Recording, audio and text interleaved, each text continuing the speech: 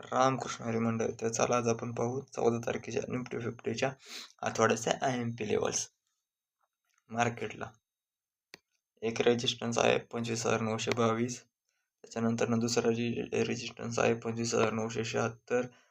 त्याच्यानंतरनं मार्केटला त्याच्यावरचा रेजिस्टन्स आहे 25,068. आणि त्याच्यानंतरनं मार्केटला त्याच्यावरचा एक रेजिस्टन्स आहे 26,263. हे आहेत मार्केटचे रेजिस्टन्स. आणि मार्केटला सपोर्ट आहे 25,808. हा एक लिक्विडिटी सपोर्ट आहे मार्केटला. लिक्विडिटी झोन आहे 25,808चा हा वाला, बरोबर आहे. तर मार्केटला तसेच रेजिस्टन्स आहे 25,700चा, सॉरी सपोर्ट आहे 25,700चा. त्याच्यानंतरनं अजून एक सपोर्ट आहे मार्केटला 25,571चा. हा एक 25,571चा. आणि त्याच्यानंतर मार्केटला अजून एक सपोर्ट आहे 25,475चा. 25,475चा. हे झाले मार्केटचे सपोर्ट आणि रेजिस्टन्स, बरोबर आहे.